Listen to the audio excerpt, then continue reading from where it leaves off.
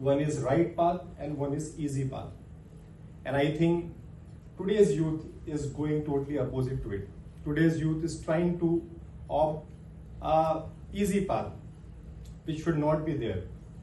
And like Lord Krishna said in Mahabharata, if you see Lord Krishna's journey, lot of things happen around him, but only having a smile on his face, he has evolved the Mahabharata. And likewise, I want to say that we are humans, we are not immortals. We are here for some time. Maybe today we are here, tomorrow we won't be here. So let's start taking our life very lightly. Because when we start taking our life very seriously, then I think we start becoming sick. That's why we should take our life easily, lightly, and of course, when time comes, when things are not happening like I said before, then the only option we have is that we have to do a hard work. So when we start doing hard work, we never know that when the success will come to us. I think we should start and we should always keep doing the hard work, and when we deserve it, the success will come to us. Friends, जब आज मैं आप सबके बीच में यहाँ पे आया हूँ, तो मैं आपसे ये भी बोलना चाहता हूँ कि भारत लोकतंत्र की जननी है. We say that India is the mother of democracy.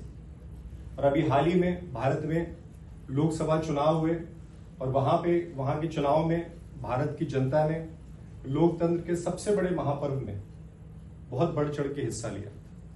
और जो जनादेश भारत की जनता ने तीसरी बार एक सरकार को दिया है, वो सरकार के न केवल ये जो अच्छे काम उनने किए हैं, जो उन्हें कंस्ट्रक्टिव चेंजेस सोसाइटी में लेके आए हैं, बल्कि जो भारत की विश्व में जो साख बढ़ी है और जो भारत का विश्व में प्रतिनिधित्व बढ़ा है, उसकी भी कहीं ना कहीं हमें सूचना देता है.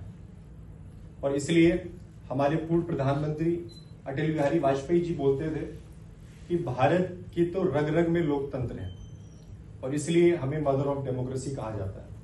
और एक लॉयर होने के नाते तो जो भारत का संविधान है वही मेरा ग्रंथ है. मुझे आपसे बात तो बहुत सारी करनी है, लेकिन समय की मर्यादा होने के नाते मैं अपनी बात को यही समाप्त करता हूं. लेकिन जो पूरे विश्व का, जो पूरे देश का जो परिवेश है, उसमें भी जब भारत को G20 की अध्यक्षता करने का अवसर मिला, तो उस समय हमारे प्रधानमंत्री जी ने एक स्लोगन दिया. वो स्लोगन था वासुदेव कुटुंबकम, जिसका मतलब है one world, one family, one vision. और इसलिए हम भारत के लोग, हम जहां जाते हैं तो हम ये स्लोगन को बोलते हैं. और हम ये भी बोलते हैं सर्वे भवन्तु सुखिनः. हम पूरे विश्व में ये चाहते हैं कि सभी लोग स्वस्थ रहें, सभी लोग खुश रहें.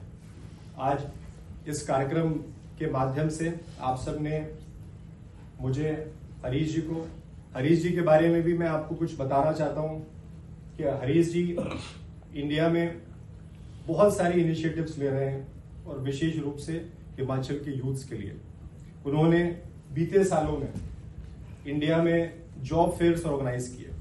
उन्हें स्पोर्ट्स इक्विपमेंट रूरल एरियाज में पहुंचे, लोग नशे से दूर रहें और लोग खेल के प्रति अपने आप को आगे लेके आए, उसके लिए उन्होंने बहुत सारे इनिशिएटिव लिए हैं. साथ ही साथ वो अपने एक संस्था से जुड़े हैं, जो संस्था स्पेशल चाइल्ड्स के साथ काम करती है.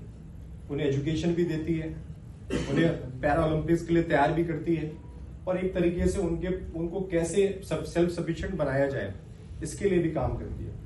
और साथ ही साथ हरीश जी एक इंस्पायरिंग लॉयर है.